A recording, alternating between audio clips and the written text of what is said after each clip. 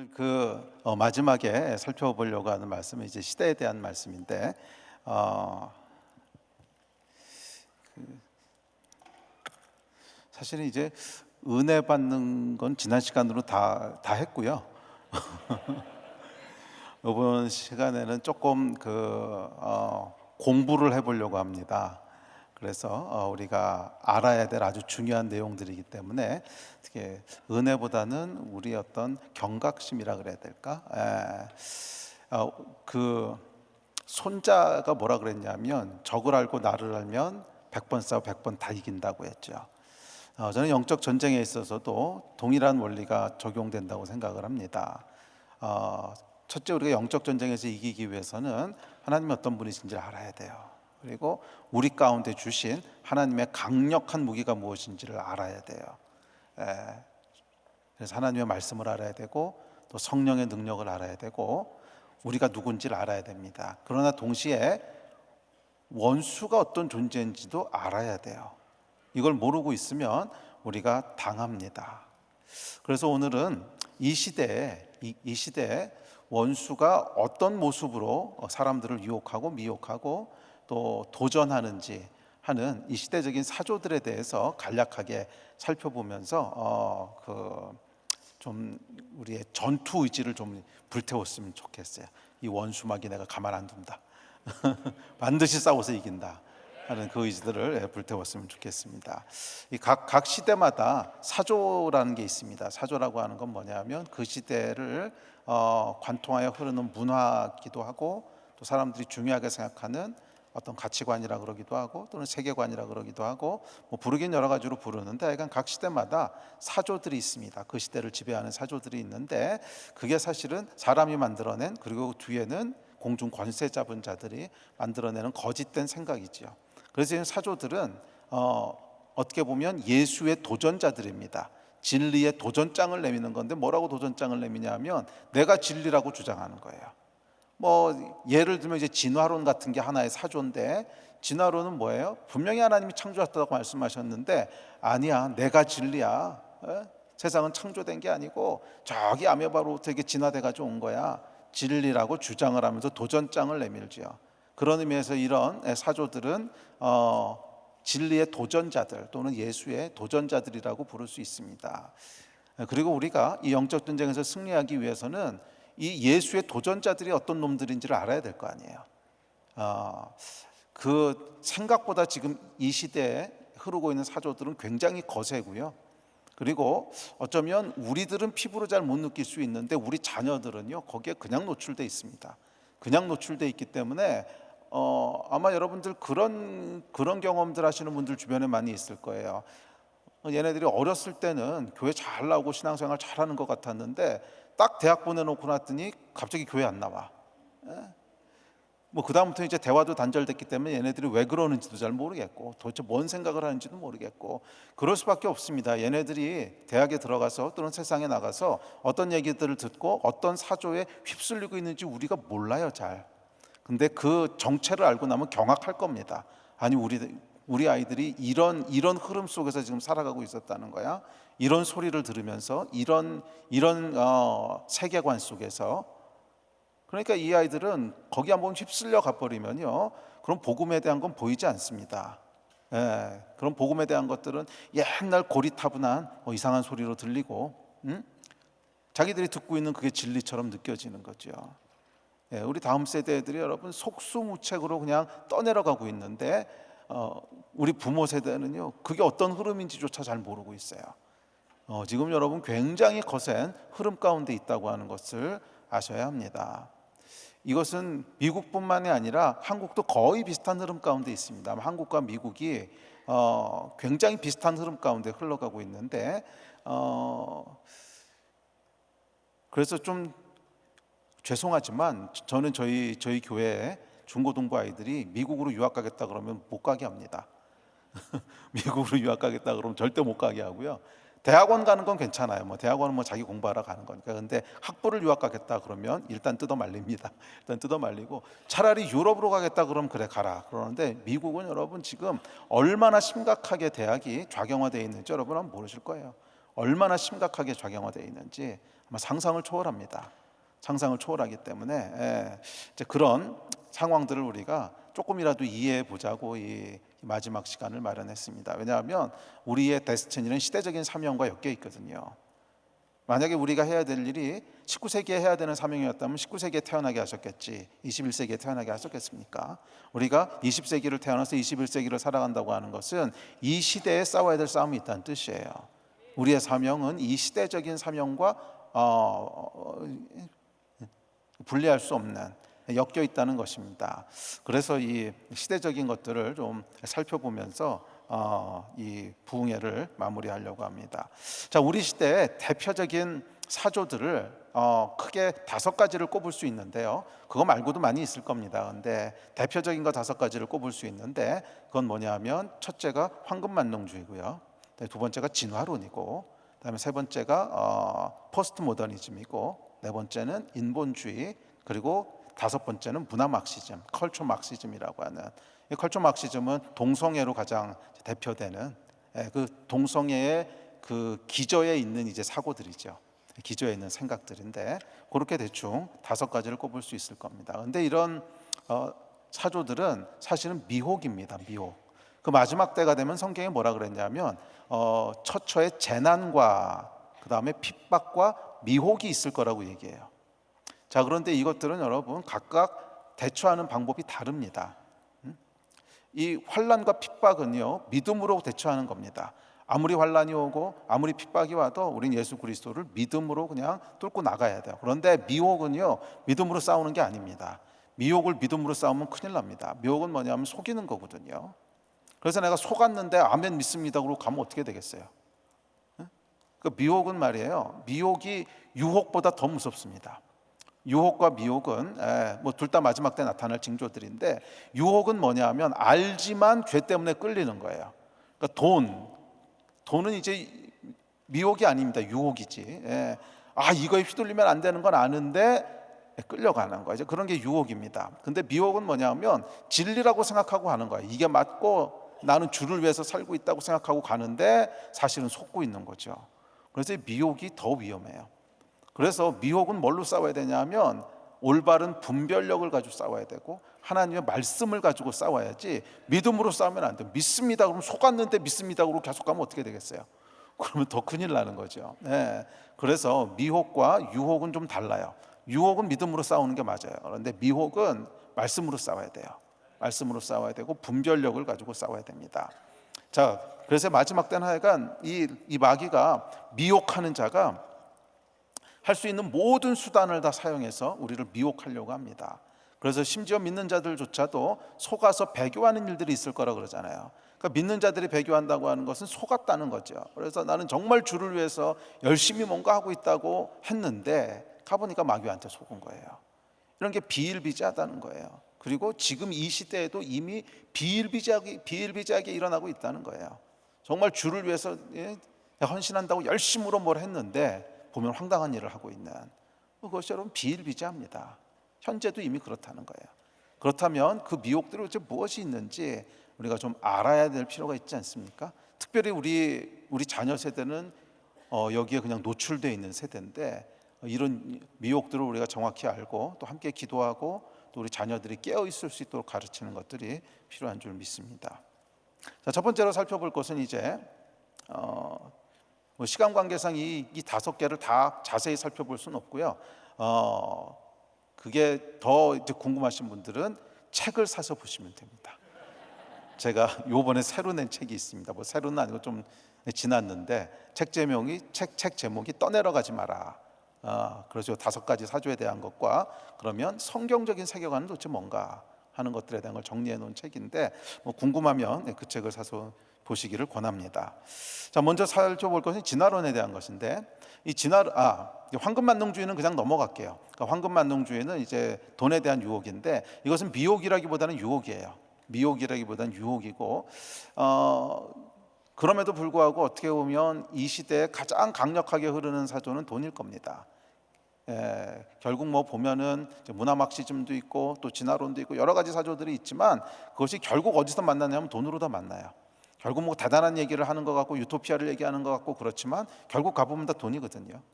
결국 가보면 다 돈입니다. 그래서 이 돈이라고 하는 것이 가장 그 마지막 최종 보스인 건 맞는데, 그럼에도 불구하고 우리는 몰라서 못하는 건 아니에요. 유혹 때문에 못하는 거지. 그래서 뭐 거기에 대한 건 길게 다루지 않겠습니다. 자, 그럼 이제 두 번째로 진화론을 살펴볼 텐데, 진화론이라고 하는 건 과학이라기보다는 이데올로기에 훨씬 가깝습니다. 그러니까 과학이라고 하는 것은 뭐냐면 실험할 수 있어야 되고, 실험에서 동일한 결과를 얻을 수 있어야 과학적 진리라고 얘기합니다. 근데 진화론은 일단 실험을 할 수가 없어요. 그 긴 세월에 걸쳐서 일어나는 일을 무슨 수로 실험을 합니까? 그러니까 이것은 과학의 영역 안에 있는 건 사실 아니라는 거예요. 그런데 마치 과학인 것처럼 속이죠.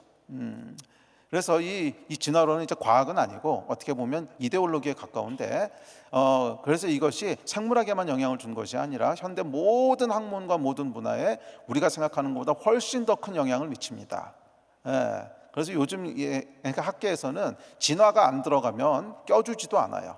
뭐 진화 사회학, 진화 뭐 진화 윤리학, 그다음에 진화 언어학. 그러니까 모든 학문에는 진화자가 들어가야만 껴줘요.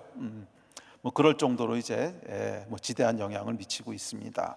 그런데 진화론은 크게 이제 두세 가지 영향을 실제적인 영향을 우리한테 미치는데, 첫 번째는 뭐냐하면 진리를 두 개로 갈라버려요. 그래서 과학적 진리와 종교적 진리, 그런 식으로 나눠버립니다.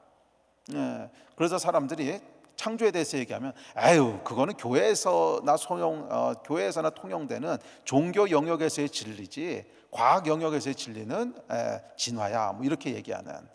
그럼 아마 여러분 이런 얘기들도 많이 들어보셨을 거예요. 부활절에 이제 부활절 설교를 하시면서 목사님이 부활이 사실인지 아닌지는 중요하지 않습니다. 부활의 능력으로 살아가는 것이 중요합니다. 뭐 이런 설교들 듣기는 멋있는데 사실은 자기가 무슨 얘기하는지도 모르고 하는 얘기입니다. 부활이 사실이 아닌데 무슨 능력이 나올 게 어디 있어요?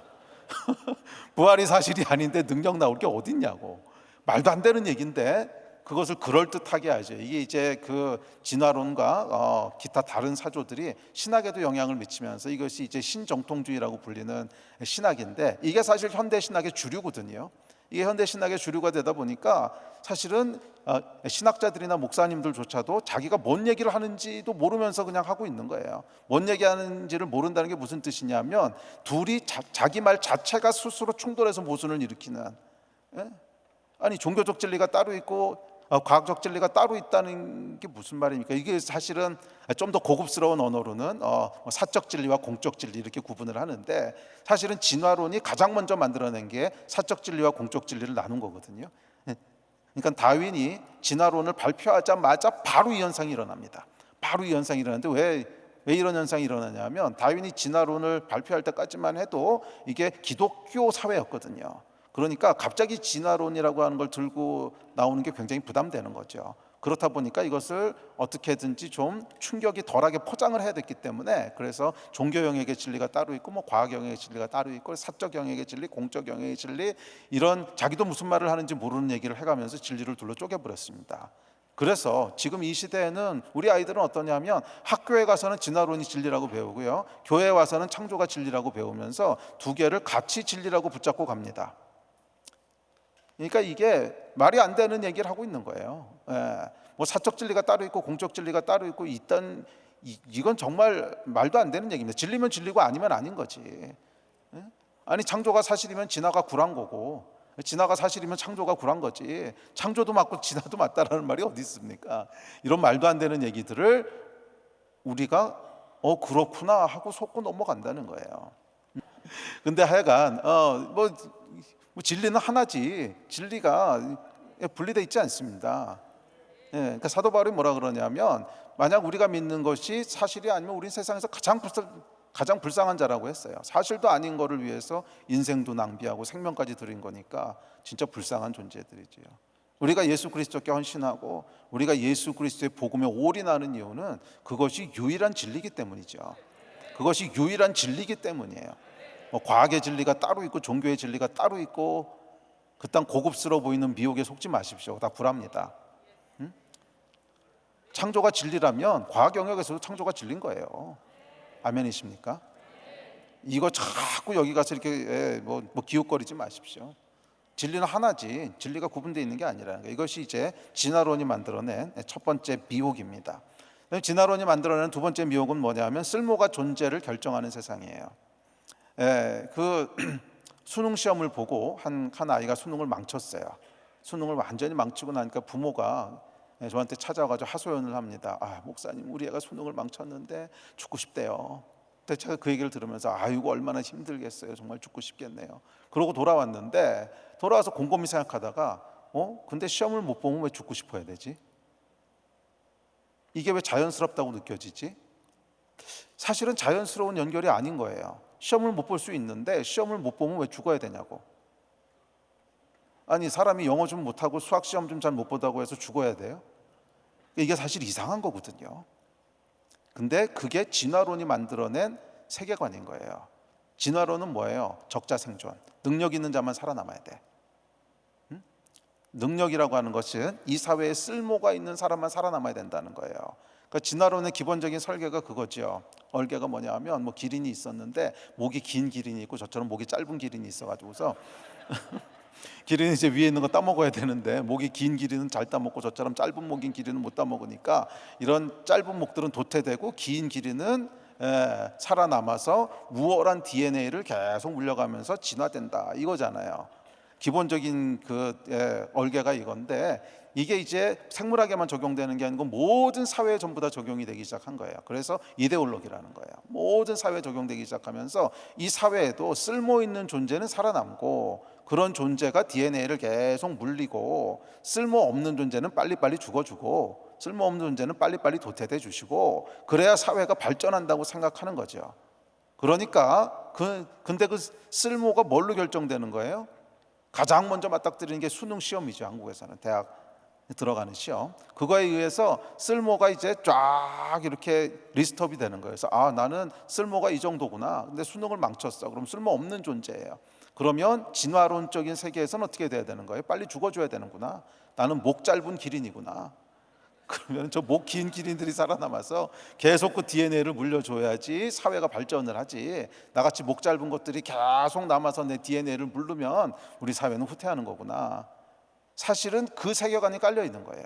사실은 그 세계관이 깔려 있으니까 수능을 못 보면 죽고 싶다는 생각이 드는 거죠.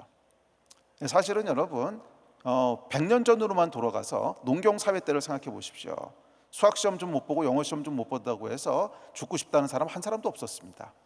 그 당시에 그것 때문에 죽고 싶다는 사람 한 사람도 없었어요. 왜? 그 당시에는 그런 걸로 쓸모가 결정되지 않았거든요. 또 이 농경사회에서는 그렇게 심한 경쟁사회가 아니기 때문에 그냥 대충 같이 먹고 사는 사회였잖아요. 조금 덜 떨어진 애들이 있어도 그냥 끼워줘가지고 같이 먹고 살아가는 이런 사회였기 때문에 별로 그렇게 경쟁이 심하지 않았고, 그러니까 시험 좀 못 보고 조금 능력이 떨어진다고 해서 죽어야지 이런 생각을 안 했어요. 그런데 지금은 이미 진화론의 이데올로기가 전 세계를 점령해 버렸기 때문에 지금은 경쟁에서 도태되면 죽어야 된다는 생각이 듭니다. 그러니까 나의 쓸모를 내가 증명해야 된다는 거예요. 그런데 여러분, 쓸모는 내가 증명하는 게 아닙니다. 쓸모는 하나님이 부여하시는 거예요. 저와 여러분이 쓸모 있는 존재인 것은 수학 시험을 잘 보고 영어 시험을 잘 보기 때문이 아니라 하나님의 형상이기 때문에 그런 거예요. 그게 쓸모입니다. 만약 우리가 진화론에서 얘기하는 쓸모를 진리로 취하는 순간 사실은 장애를 갖고 태어난 애들은 설 자리가 없어요. 태어나지 말고 빨리 사라져 주는 게 좋은 거죠. 제가 아는 장로님 한 분이 계십니다. 제 영적 멘토이셨던 분인데 지금은 돌아가셨어요. 근데 아주 탁월한 비즈니스맨이셨어요.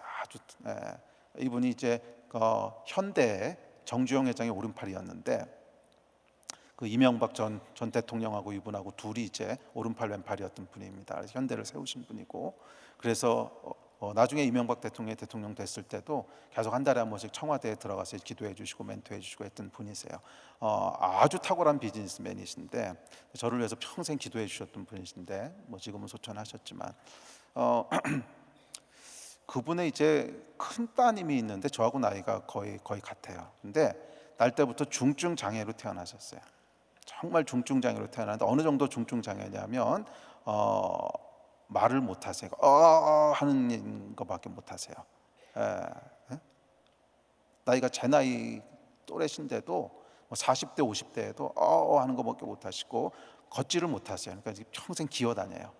그러니까 이게 사람이라고 보기 힘들 정도로 그냥 하면서 땅바닥을 기어다니는 것밖에 아무것도 할 수 없는 그런 중증 장애를 가지고 태어나셨어요. 그래서 이 장로님과 권사님이 정말 탁월하신 분이셨는데 자기의 모든 일들을 내려놓으세요. 이 딸을 돌보기 위해서. 그리고 장로님은 워낙 큰 비즈니스맨이었기 때문에 그냥 일주일에 한두 번 정도 그냥 그 후배들 도와주면은 뭐 그냥 먹고 살 수는 있으시니까 한 그 정도로 일을 줄이고, 그 딸을 평생을 돌봤어요. 평생을. 그리고 권사님은 그 인생이 없어지신 거예요. 그냥 그 딸을 평생 돌보. 이 여러분 효율성만 가지고 따지면 말이 안 되는 일이지 않습니까? 대통령의 멘토를 할 정도로 탁월하신 분인데 그분이 만약 딸을 돌보는 거 말고 세상에 나와서 일을 하셨다면 훨씬 더 효율적이었겠죠. 훨씬 더 효율적이었겠죠. 그런데 그 선택을 하지 않으시고 자기 딸을 위해서 모든 다른 것들을 그냥 내려놓으시는. 왜? 그 딸의 쓸모는 효율성으로 증명되는 게 아닌 거예요. 내 딸이기 때문에 세상 무엇하고도 바꿀 수 없는 가치가 있는 존재인 거죠. 저와 여러분의 쓸모는 하나님의 자녀이기 때문에 쓸모가 있는 거예요. 저와 여러분은 일을 잘하기 때문에, 시험을 잘 보기 때문에, 또는 수능이나 SAT에서 좋은 점수를 받았기 때문에, 그래서 쓸모가 있고 그래서 살아남아서 DNA를 물려줄 필요가 있는, 아니요 여러분, 이건 거짓말입니다. 이건 거짓말이고, 저와 여러분이 존귀한 이유는 하나님의 형상으로 지음받았기 때문에 존귀한 거죠. 이거 속으시면 안 돼요. 우리 미국은 정확히 모르겠는데 한국은 여러분 OECD 국가 중에 자살률이 1위입니다. 압도적으로 1위예요. 대부분 다 청소년들이에요. 이 아이들을 죽음으로 몰고 가는 게 여러분 뭔지 아세요? 진화론이에요. 이 진화론이 극단적인 경쟁으로 밀어놓고 그 경쟁 끝에서 나의 쓸모가 증명되지 못했다고 생각하면 나는 죽는 것이 맞다. 죽어야 이 사회가 진화할 수 있다 하는 이 거짓말. 이것이 진화론이 만들어낸 그 정말 잔인한 세상입니다. 진화론이 만들어내는. 그다음에 세 번째로 진화론이 만들어내는 거짓말은 뭐냐면 나중 것이 처음 것보다 좋다는 생각이에요. 제가 지금 쓰고 있는 폰이 아이폰 16인데 14보다 이게 훨씬 좋죠. 왜? 나중에 나왔으니까. 이게 이제 진화론적인 생각인데 성경은 뭐라 그러냐면 처음이 제일 좋았다고 얘기합니다. 처음이 가장 좋았다는 거예요. 완전한 하나님의 창조. 우리 죄로 인하여 점점 안 좋아진 것이고, 그래서 구원이라고 하는 건 뭐냐면 처음 것을 다시 회복하는 거잖아요. 근데 이게 왜 중요하냐면 이런 어떤 문화나 윤리에 대해서도 나중 것이 더 좋은 것이라고 하는 교묘한 거짓말로 속여요. 제가 얼마 전에 한국의 어떤 그 좀 진보적인 신문에서 그 인터뷰 한 걸 하나 보고 기겁을 했습니다. 그 인터뷰 내용이 뭐였냐면 두 남자와 두 여자가 새로운 결혼 제도를 실험한다는 거예요. 그래서 넷이 부부로 살아요. 다부다천 거죠. 넷이 부부로 살아요. 젊은 애들이 한 20대 애들인데, 미국 애들 말고 한국 애들이에요. 멀쩡한 애들이야. 근데 넷이서 그냥 집 하나를 빌려서 넷이 부부로 사는 거예요. 남편이 둘이고 아내가 둘. 그러면서 뭐라고 인터뷰를 하냐면 왜 결혼은 꼭 한 남자와 한 여자가 해야 됩니까? 그것은 옛 생각에 묶여있는 전통입니다. 그리고 그런 전통이 우리가 누릴 수 있는 풍성한 삶들을 제약하고 있습니다. 우리는 새로운 해방을 꿈꾼다는 거예요. 그리고 이런 결혼 제도가 더 우월한 이유는 나중에 나왔으니까. 이건 오래된 것이고, 이 오래된 전통, 올드한 것이 아니라 우리는 더 나중에 나왔으니까 이게 더 좋은 겁니다. 아니 여러분, 성경에서는 처음 것이 좋았다고 얘기해요. 그리고 처음엔 한 남자와 한 여자를 만드셨어요. 한 남자와 한 여자를 만드셨고 그 처음 것이 가장 좋은 거라는 거예요. 이게 성경과 진화론에 반대되는 내용입니다. 그래서 나중 것이 더 좋은 것이라는 그 생각에 속지 마십시오. 자, 그다음에 두 번째로 살펴볼 것은 포스트 모더니즘인데, 포스트 모더니즘은 모더니즘에 대한 반발로 생긴 거죠. 모더니즘이라고 하는 건 뭐냐면 인간 이성에 대한 이제 그 반발입니다. 반발인데, 포스트 모더니즘 반발이죠. 모더니즘은 이제 인간 이성이 왕노릇하는 시대죠. 사실은 그 전까지 중세 시대에는 하나님의 말씀이 왕노릇했어요. 그러니까 최종 결정권자는 뭐냐, 하나님의 말씀이에요. 최종 보스는. 그런데 이제 18세기, 19세기 넘어가면서 뭐 뉴턴이 나오고 또 과학과 문명이 발달하기 시작하면서 인간이 좀 똑똑해진 거예요. 그래서 인간 이성이 생각보다 쓸만하네. 그래서 얘가 최종 보스가 되기 시작합니다. 그래서 이해가 되고 분별이 되면 맞는 거야. 이해가 안 되면 이건 틀린 거야. 이성으로 모든 것을 다 판단하고 분별하는, 그래서 이성이 왕이 된 시대가 됩니다. 최종 판단하는 게 뭐냐면 이성인 거예요. 아무리 하나님의 말씀이 뭐라고 얘기해도 그걸 이성으로 이렇게 생각하고 재단해 보니까 그건 말이 안 되는 것 같아. 그럼 버리고 이성이 왕이 된 시대가 이제 모더니즘이죠. 그래서 이제 사람들이 뭐를 기대하기 시작하냐면, 야, 이런 식으로 인간 문명과 이성이 발달하면 유토피아가 오겠구나, 그렇게 기대를 했는데 20세기 시작과 함께 그 기대가 산산조각으로 부서집니다. 1차 대전, 2차 대전, 핵폭탄. 그러면서 야, 이거는 유토피아가 아니고 디스토피아가 오겠구나. 그러면서 1930년대에 괴델이라고 하는 수학자가 굉장히 중요한 걸 하나 증명을 합니다. 되게 일반 사람들은 거의 잘 모르더라고요. 그게 incompleteness theory라고 하는 건데, incompleteness theory라고 하는 거를 괴델이라고 하는 수학자가 증명을 하는데, 그게 뭐냐면 인간 이성은 항상 모순을 가지고 있다는 걸 증명을 했어요. 그러니까 이성이 왕이라고 생각을 하고 완전하다고 생각을 했는데, 인간 이성은 항상 모순을 가지고 있다는 거예요. 그러니까 이성을 신뢰하면 안 된다는 거죠. 뭐 예를 들어서 여러분, 전능하다라고 하는 얘기를 너무 쉽게 하는데, 전능하다라는 말 자체는 벌써 모순을 포함하고 있거든요. 만약 하나님이 전능하시다면 누구도 들 수 없는 무거운 돌을 만들 수 있는가? 만약 만들 수 없다면 적어도 할 수 없는 게 하나는 있는 거죠. 그 돌 못 만드셨으니까. 만든다면 본인도 못 들어야 되니까 돌 못 들잖아요. 그러니까 못 하시는 게 하나는 있는 거죠. 그러니까 전능하다라고 하는 말은 반드시 모순을 포함한다는 거예요. 그래서 이런 모순을 어떻게 해결할까, 이게 수학자들이 연구 많이 했거든요. 그래서 우리가 잘 이렇게 수학의 시스템을 조율을 하면 이런 모순을 없게 할 수 있어라고 생각을 했는데, 이 괴델이 뜬금없이 등장해가지고 그건 불가능합니다. 원래부터 인간 이성은 무슨 짓을 하든지 모순은 벗어날 수 없습니다 하는 거 그냥 증명을 해버렸어요. 자, 그러면서 약간 이런 일련의 사건들이 일어나면서 포스트 모더니즘으로 넘어가게 됩니다. 인간 이성이라고 하는 건 믿을 게 못 되는구나. 이성을 버려버리고, 그럼 전통도 버리고 권위도 버리고, 그러니까 남는 게 뭐예요? 감정만 남는 거예요. 그래서 포스트 모더니즘 시대는, 포스트 모더니즘은 원래 건축에서부터 먼저 시작이 되는데, 하여간 이 포스트 모더니즘 시대에는 그냥 감정이 왕노릇을 합니다. 그래서 이것이 진리냐 아니냐보다 중요한 게 좋으냐 싫으냐예요. 이것이 옳은 일이야 틀린 일이야를 물어보는 건 이성에게 물어보는 거고, 좋은 거야 싫은 거야를 물어보는 건 감정에게 물어보죠. 그런데 모든 선택이 뭐에서 이루어져요? 감정에. 좋으냐 싫으냐에 의해서. 자, 그것이 이제 포스트 모더니즘이 지배하는 세상입니다. 자, 그런데 이 포스트 모더니즘 시대가 되니까 어떤 문제가 생기냐면, 사람들을 그 신학자 그 이름을 잊어버렸는데, 또 뭐라고 얘기했냐면, 아비가 없어지고 나면 피어 프레셔가 그 자리를 대체한다, 이런 얘기를 했거든요. 아비라고 하는 건 뭐냐면 전통적인 권위를 상징합니다. 그러니까 이 모더니즘 시대에는 해야 되는 거 하지 말아야 되는 게 명확했어요. 해야 되는 거 하지 말아야 되는 게 명확했어요. 그렇죠. 우리 이성이 있으니까 이건 좋은 거야 나쁜 거야, 이거 해도 돼 안 돼, 이게 명확했는데 그거를 전부 다 때려쳐 버렸어요. 아비를 제거해 버리고 나니까 그 다음부터는 해야 되는 거 하지 말아야 되는 게 딱히 정해진 게 없어요. 그러니까 눈치 사회가 돼버리는 거예요. 내가 이 이야기를 했을 때 쟤는 어떻게 반응할까? 내가 이 일을 했을 때 쟤는 어떻게 반응할까? 그게 모든 것을 결정하는 기준이 돼버린 거죠. 왜? 감정이 왕노릇하니까.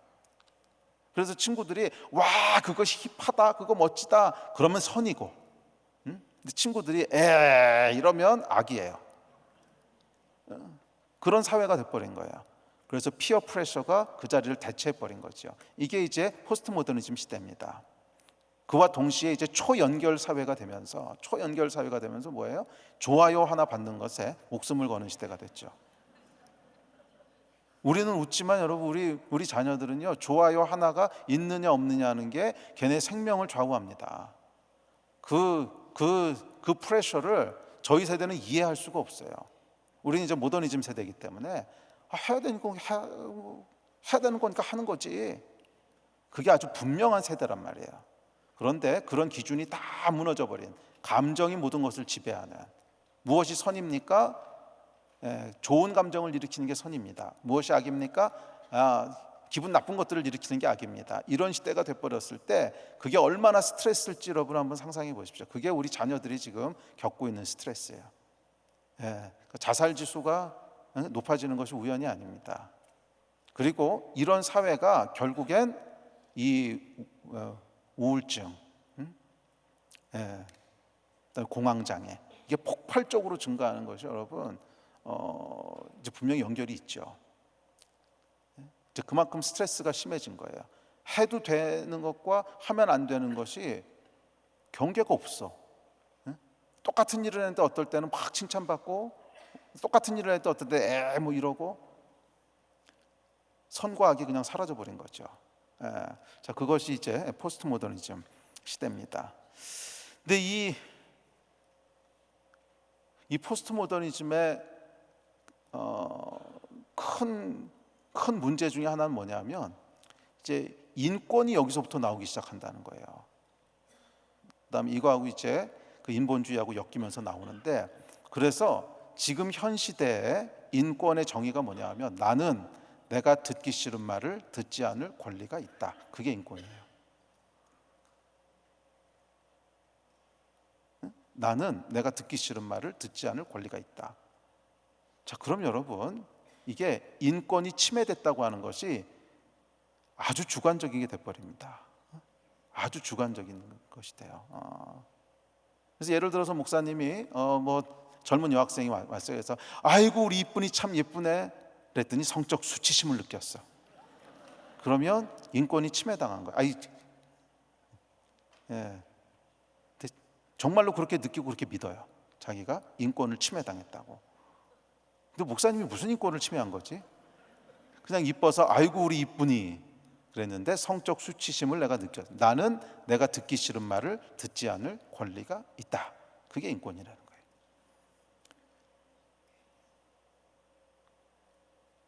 지금 이게 얼마나 거센지 여러분 모르실 겁니다. 이게 얼마나 거센지. 교회들이 이 앞에서 속수무책으로 당하고 있습니다. 교회는 문제가 뭐냐 하면 듣기 좋은 말만 해주는 곳이 아니잖아요. 죄인입니다라는 말 자체가 듣기 싫은 말인데, 그러면 이런 인권 개념에 의하면 당신 죄인입니다. 그럼 교회에서 인권 침해를 당한 거죠. 미국 교회들은요 이것 때문에 몸살을 앓습니다. 지금 몸살을 앓아요. 좀 제대로 제자 훈련 해보려고 하는 데는 다 몸살을 앓아요. 어뷰즈 당했다는 거예요. 교회에서 내가 어뷰즈 당했다는 거예요. 그래서 무슨 어뷰즈를 당했는데 그랬더니 듣기 싫은 말을 들었다는 거야. 그러면 여러분 이게 어떻게 할 수가 없는 거예요. 듣기 싫은 말을 들었기 때문에 어뷰즈 당했다는 거야. 그래서 제가 아는 교회들만 해도 굉장히 목회 잘하는, 정말 목회 잘하시는 목사님이 그냥 뭐 교회를 사임하시고, 그래서 제가 통화를 했었어요. 아니 왜 교회를 사임하셨냐고. 큰 교회였는데, 목사님 이거는 더 이상 목회할 수가 없습니다. 그러면서 한국 교회도 조만간 갈 겁니다. 조심하십시오. 근데 그분만 그런 게 아니라 또 제가 잘 아는 아주 목회 잘하시는 분인데 미국에서, 근데 뭐 한인 교회는 아니고 이제 미국 교회인데 아주 잘하시는 분인데 거기도 죽겠다는 거예요. 계속 뭐가 들어오냐면 어뷰즈 당했다는 거야. 근데 무슨 어뷰즈를 당했냐? 죄인이라 그랬대. 어뷰즈 당했다는 거야. 뭐야? 죄에 대해서 지적했대. 이래라 저래라 했대. 이게 이제 인권이 침해당했다로 가는 거예요. 그러면서 거기도 결국 그래서 교회를 거의 그러니까 문 닫다시피 하셔서 큰 교회였는데 한두 군데가 아닙니다. 또 제가 잘 아는 미국 교회가 한 군데 있는데 정말 좋은 교회거든요. 아마 그 미국 교회 중에서는 은혜 아닌 교회 비견할 만한 유일한 교회라고 제가 믿는데 정말 어마어마한 선교사들을 보낸 한 교회가 400가정 이상의 선교사를 보냈어요. 근데 미국 교회인데 정말 좋은 교회인데 거기도 난리더라고요. 난리야. 구글 쳐보면은요 거의 이단이야. 그냥 상처받았다, 어비유즈 당했다, 뭐 그리 끝도 없이 떠요. 그러니까 제대로 제자 훈련하려고 하면 다 어비유즈가 되는 거예요. 그게 지금 여러분 이 시대입니다. 아마 미국 내에 있는 한인 사회는 조금 더 늦게 올 수 있어요. 한인 사회는 조금 더 늦게 올 수 있는 게 왜냐하면 젊은이들이 대부분 영어권이잖아요. 대부분 영어권. 근데 우리 아이들 세대는요 좀 심각합니다. 그런 흐름 가운데 있는 거예요. 이게 아마 교회들이요 버티기 힘들 거예요. 이게. 그러면 이제 교회는 어떻게 해야 되냐면은 그냥 좋은 말만 해줘야 돼요. 좋은 말만. 그래야 목회할 수 있는 그런 시대가 돼가고 있습니다. 그다음에 세 번째는 이제 그 인본주의인데 인본주의는 인간이 중심이 됐다는 건데 그 굉장히 많은 것들을 포괄하는 이게 아주 포괄적인 언어인데 그 중에서 프로이드 심리학에 대해서만 좀 살펴보려고 하는데 이 프로이드 심리학은 뭐냐면 그 인간이 겪고 있는 모든 고통과 삶의 문제들은 내가 하고 싶은 걸 마음대로 못해서 생긴 거라는 거예요. 그래서 그걸 이렇게 억압하고 억누르다 보니까 잠재의식 속으로 내려가는데 주로 다 성적인 거예요. 다 이렇게 잠재의식 속으로 내려가는데 그게 우리의 모든 문제를 일으킨다는 거예요. 그래서 프로이드의 복음은 뭐냐면 억누르지 마, 네가 하고 싶은 걸 해. 그게 이제 지금 이 세대의 편만한 문화입니다. 억누르지 마, 네가 하고 싶은 걸 해. 그게 마치 구원인 것처럼 얘기를 해요. 이거를 억누르는 것 자체가 악이었다는 거죠. 그래서 네가 하고 싶은 걸 해. 근데 뭐 대부분 다 성적인 거에 대한 거예요. 그래서 왜 그 한국에서도 뭐 드라마나 영화 같은 거 보면 기독교적인 거 빼고는 거의 다 이런 내용입니다. 거의 다. 뭐 예를 들면은 그 뻔한 건데 뻔한 그 이제 플롯이 뭐냐면 그 어느 날 그 아들이 며느리감이라고 이렇게 데리고 왔는데 남자야. 남자 며느리를 데리고 온 거예요. 부모는 이제 반대하죠. 뭐 내 눈에 흙이 들어가기 전에는 안 돼. 그러니까 이 부모가 상징하는 게 뭐냐면 그 옛 질서, 옛 문화를 상징하고 그 다음에 이 자녀들이 상징하는 게 뭐냐면 지금의 세대가 이렇다는 거예요. 나는 옛 전통과 질서에 의해서 내 삶을 살 게 아닙니다. 내가 남자와 결혼을 하든 여자와 결혼을 하든 그건 나의 선택입니다. 왜 우리를 통제하려고 드십니까? 이 억누르는 것이 우리의 모든 고통의 시작입니다 라고 하는 메시지를 주는 거죠. 그래서 이 구원은 뭐예요? 전통, 윤리, 종교 개나 줘버리고 넌 네가 하고 싶은 걸 해. Be yourself. 너 자신이 돼. 네가 어떤 존재인지를 인정해. 그거를 계속 격려하는 거죠. 이게 이제 이 시대의 아주 강력한 사조입니다. 이제 그러면서 드라마는 결국 어떻게 끝나냐 하면 이 부모님이 회개하면서 끝나죠. 그래서 미안했다 내가 뭐 이러면서 끝나면서 이제 아름다운 이야기로 마무리되는 것 같은데 실제로 이게 현실에서 아름다운 이야기로 마무리되냐는 거예요. 현실에서는 절대로 아름다운 이야기로 마무리가 안 됩니다. 그럼에도 아니 생각해 보세요. 네가 하고 싶은 거래. Be yourself. 말이 좋지. 그러면은 형제도 형제가 하고 싶은 거라고, 자매도 자매가 하고 싶은 거라고, 장로님도 장로님이 하고 싶은 거라고 다 하고 싶은 거 하면은요 어떻게 될 것 같으세요? 오케이, 내가 제일 하고 싶은 건 뭐냐 하면은 저놈한테 패는 거야. 아멘. 근데 그래서 팼어요. 그러면 그분은 자기가 하고 싶은 걸 한 게 아니잖아. 세상에 맞고 싶은 사람이 어디 있어? 그러면 내가 하고 싶은 걸 하면 누군가 하기 싫은 일을 당한단 말이에요. 그게 현실이지요. 어떻게 네가 하고 싶은 걸 다 해가 구원이 되겠습니까? 예? 네가 하고 싶은 거 다 해.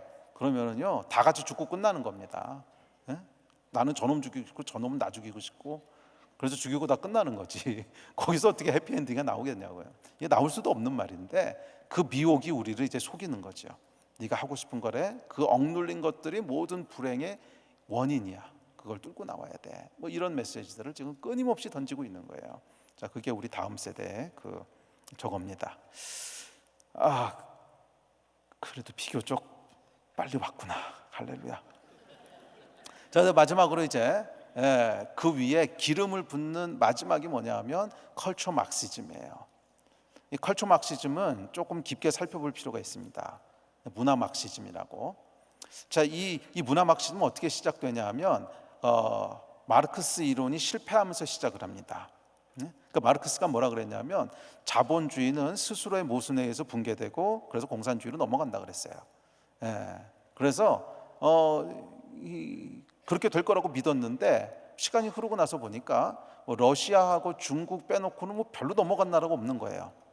근데 러시아하고 중국은 사실 어떤 존재냐면 뭐 중국은 그 당시에 가장 못 사는 후진국이었고 그다음에 러시아도 유럽에선 변방이었고 유럽의 진짜 중심이라 그럴 수 있는 서유럽에서는 어떤 나라도 공산혁명이 일어나는 데가 없는 거예요. 그러면서 이제 이 마르크스의 그 후계자들이 고민을 하기 시작합니다. 뭐가 틀렸던 거지? 왜 이 마르크스의 이론대로 안 되지? 그러면서 고민하면서 뭐를 발견했냐면 이 서유럽의 기존의 서유럽을 바치고 있는 세계관이 생각보다 튼튼하구나. 그게 뭐냐면 기독교적인 세계관인 거예요. 기독교적인 세계관이 생각보다 튼튼해서 이게 그렇게 쉽게 넘어가지 않는구나.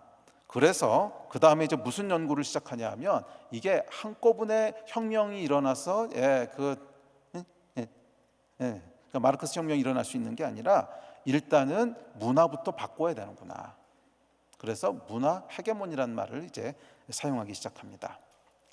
그래서 이 초기 이론가들이 있는데 초기 이론가들이 안토니오 그람시라든지 아니면 게오르게 루카치라든지 뭐 이런 사람들이 있는데 아주 유명한 사람들입니다. 인문학자 중에 굉장히 유명한 사람들인데 뭐 인문학 전공한 사람은 모를 수가 없는 사람들이에요. 근데 안토니오 그람시가 이제 안토니오 그람시는 누구냐면 그러니까 이탈리아의 공산당이 있죠. 거기는 그 정당을 창시한 사람 중에 한 명이에요. 근데 이 사람이 뭐라 그랬냐면 제도권으로의 긴 행군이란 말을 사용합니다. 제도권으로의 긴 행군 그리고 문화 헤게모니. 그러니까 뭐냐면 이 공산주의 혁명이 일어나길 기대했는데 안 됐단 말이에요. 안 된 이유가 아직 문화적으로 너무 기독교적인 문화이기 때문에 이게 아무리 여기 혁명이 일어날 만한 상황이 돼도 안 일어난다는 거야. 그러니까 먼저 문화부터 때려 바꿔야 된다는 거예요. 그래서 문화 헤게모니를 잡아야 되고 제도권으로의 긴 행군을 통해서 이 문화를 다 만들어 놓으면 그때 가서 혁명이 일어날 수 있다고 하는 것이 이 사람의 이론입니다. 그래서 이제 거기서부터 진지전이라고 하는 용어가 나오기 시작합니다. 근데 90년대에 이제 우리나라가 문민정부로 넘어오잖아요. 그러고 나서요 정말 거짓말처럼 다 없어져요. 그 많던 이 운동권 친구들이 거짓말처럼 다 없어집니다. 그러면서 어디로 들어가냐 하면 진지전을 하는 거죠. 안토니오 그람시의 진지전을. 근데 그게 뭐예요?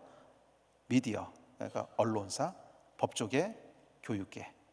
그래서 교육계에서는 이제 전교조가 시작되고 그게 이제 30년 간 거예요. 그리고 그 제도권으로의 긴 행군 끝에 오늘날 우리가 보고 있는 현상들이 일어나는 거죠. 그게 하루아침에 만들어진 게 아니라는 거예요. 굉장히 긴 세월 동안 만든 거예요. 그 이론을 처음으로 이제 주장했던 사람이 안토니오 그람시입니다. 제도권으로의 긴 행군.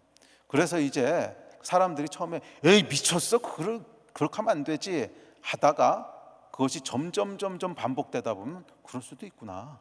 예를 들면 여러분 옛날에 그 서울시내 한복판에 김정은 장군을 환영합니다. 그런 프랜카드가 붙은 적이 있었어요. 미쳤다 그랬어요. 이거 미쳤구나. 근데 계속 하다 보니까요. 아유 쟤네들 또 그러는구나. 그럴 수도 있겠구나가 돼요.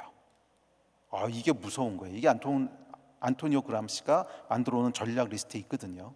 그렇게 하라는 거예요.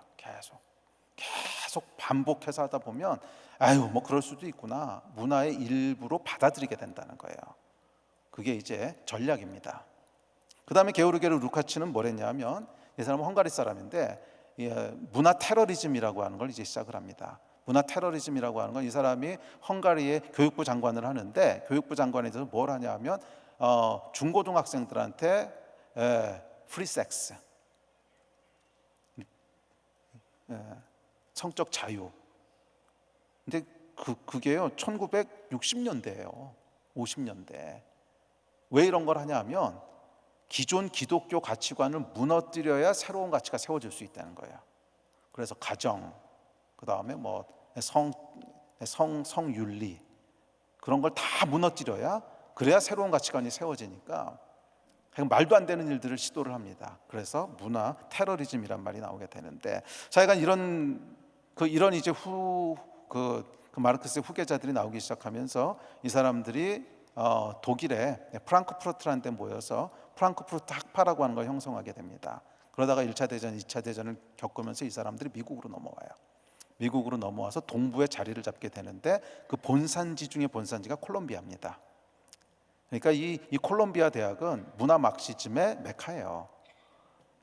아이비리그라고 사람들 자녀들 막 콜롬비아 보내주고 그러시면 뭐 아시고 보내셔야 됩니다. 제가 괜히 유학을 안 보내는 게 아닙니다. 그 사실은 저희 둘째 아이 같은 경우도 대학을 미국으로 가고 싶다고, 그런데 이제 절대 안 된다고. 대학원은 내가 보내주겠다. 근데 대학은 절대 안 된다. 그러면서 이 컬처 막시즘이라는 게 이제 미국으로 넘어와서 꽃을 피우게 됩니다. 유럽에서는 이미 어느 정도 지나갔어요. 그래서 오히려 유럽에서는 이 얘기가 그렇게 많지 않은데 지금 가장 꽃을 피우고 있는 데가 미국이에요. 특별히 대학. 미국의 대학가들은요, 여러분이 생각하는 것보다 훨씬 더 여기에 많이 노출되어 있습니다. 훨씬 더 상상을 초월하실 겁니다.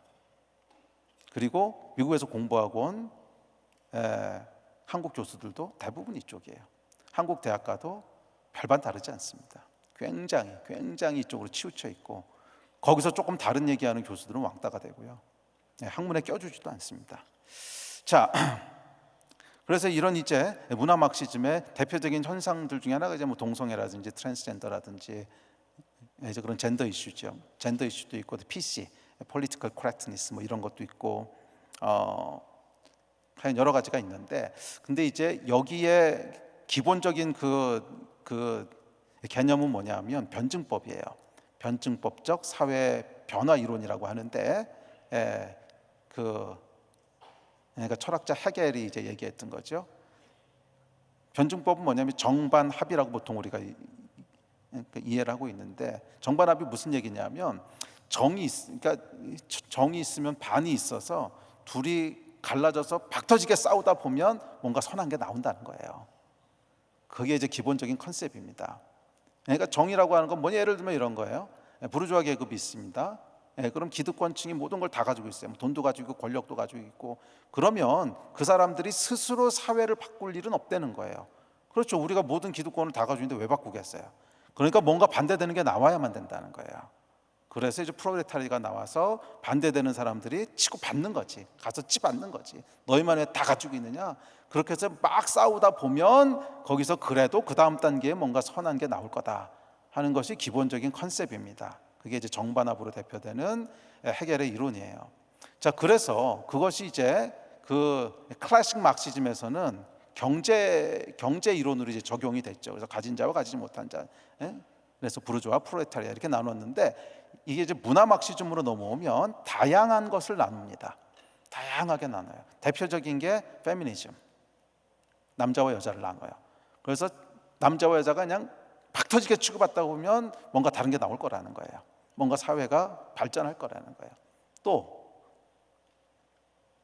그 미국에서는 백인과 유색인종, 이것도 지금 심각하죠. Black Lives Matter 뭐 이런 거 있잖아요. 뭐 그런 것들. 하여간 계속 나눕니다. 이게 공공의 적이 하나가 있어야 돼요. 그래야지 뭔가 분노를 쏟아놓으면서 발전한다는 거예요. 그래서 이 문화 막시즘의 가장 큰 맹점은 뭐냐면 분노가 사회를 변화시키는 원동력이라는 거예요. 분노가 있어야 사회가 변화된다는 거예요. 그래서 누군가는 분노를 쏟아낼 욕바지가 하나는 있어야 돼요. 없으면 하나 만들어야 돼. 그래서 이 문화 막시즘은 결국 사회를 계속 갈라치게 할 겁니다. 그러니까 지금은 남자 여자 가르고 가진 자 못 가진 자 가르고 뭐 피부 색깔 가르고, 그게 다 지나가고 나면 뭐 그다음 뭘 가를까요? 그다음 왼손잡이 오른손잡이 가르고, 뭐 안경 쓴 사람 안 쓴 사람, 대머리인 사람 머리 있는 사람, 뭐 이건 계속 가를 겁니다. 이거는 계속 갈라놔야 사회가 발전할 수 있는 원동력을 얻는다는 거예요. 분노가 없으면 사회가 발전할 수 없기 때문에 분노를 쏟아놔야 되는데, 그러려면 갈라야지. 그래서 계속 갈라치기를 한다는 거예요. 그래서 이 컬처 막시즘의 가장 큰 맹점은 뭐냐면 잘못된 동기를 가지고 일한다는 거예요. 이게 표면적으로는 그럴듯해 보일 수 있어요. 뭐 소수 인권을 보호하자, 약자를 보호하자, 다 그렇게 포장해서 나오거든요. 근데 그것만 보면 안 되고 그 밑에 어떤 동기가 있는지를 함께 읽어야 돼요. 당연히 약자를 돌보는 거 좋은 거죠. 당연히 약자 편에 서라고 하는 건 성경적인 메시지입니다. 그런데 분노를 가지고 그 일을 하라고 그런 적은 없어요. 사랑과 긍휼을 가지고 하라고 하셨지. 예수 그리스도의 메시지는 십자가를 가지고 그 일을 하라고 그랬던 거지, 분노를 가지고 하라고 그런 적은 없어요. 그러니까 문화 막시즘의 미혹은 뭐냐면 잘못된 동기를 가지고 옳아 보이는 일을 한다는 거예요. 잘못된 동기를 가지고 옳아 보이는 일을 하려고 그런다는 거예요. 그게 미혹이라는 거예요. 그래서 심지어 크리스천 목사님들까지도 엄청나게 미혹됩니다. 좋은 일 아닙니까? 옳은 일 아닙니까? 약자를 돌보자는 건데, 소수 인권을 돕자는 건데 뭐가 틀렸습니까? 뭐 틀린 거 없죠. 근데 문제는 왜 미워하냐고. 문제는 왜 미워하냐고요. 그러면 아니죠. 사랑과 긍휼과 나를 희생하면서 그렇게 그들을 도우라고 하는 게 예수님의 메시지였지, 언제 분노를 쏟아놓으면서 그 일을 하라고 했습니까? 근데 이 문화 막시즘의 맹점은 뭐냐면 분노를 쏟아놓을 사람이 있어야 돼요. 그래서 계속 분노 쏟아놓을 사람을 찾잖아요. 남자 여자 갈라서 남자. 그래서 그 다음에 뭐가 나오는지 아십니까? 이 대표적인 현상 중에 하나가 그 희생자 이데올로기예요. 약자는 항상 옳다는 거야. 그래서 뭐 한국에서 이제 뭐 세월호 사건이 일어난다든지 무슨 사건이 일어난다든지 하면은 뭐 그 사람들 돕자는 건 뭐 좋은 겁니다. 좋은 것이고 당연히 그렇게 해야 되는데, 그걸 가지고 뭘 해요? 분노를 만들어내잖아요.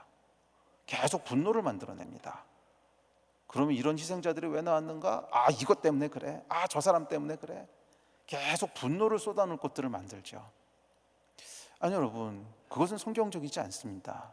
저희가 약자와 함께하는 거 맞는 말이에요. 당연히 그렇게 해야 되고 도와야 되고 당연히 해야 되지만, 그것은 사랑과 긍휼로 그렇게 하라 그러셨지, 그것을 누군가를 향한 분노로 그렇게 하라고 하신 적은 없어요. 그런데 이렇게 분노를 만들어내는 이유를 아셔야 돼요. 분노를 만들어내야 사회가 발전한다고 믿는 거예요. 그러니까 사실은 해겔의 변증법이라고 하는 것은 영적으로 보면 마귀 작품인 거예요. 그렇죠. 분노를 가지고 사회를 발전시키겠다고 하는 게 마귀가 하는 일이죠. 피를 가지고 사회를 발전시키겠다는 건데. 그래서 여러분, 크리스천은 그 편에 설 수는 없어요. 그게 아무리 옳은 일이라고 해도 그 편에 설 수는 없어요. 이건 여러분 명확히 아셔야 됩니다. 크리스천이라면 그 편에 설 수는 없어요. 표면적으로 그 일을 할 수는 있어요. 당연히 뭐 약자를 도와야 되고 뭐 소수인권자 돕고 다 할 수 있는데 그 편에 설 수는 없어요. 왜? 분노를 가지고 그 일을 하자는 건데.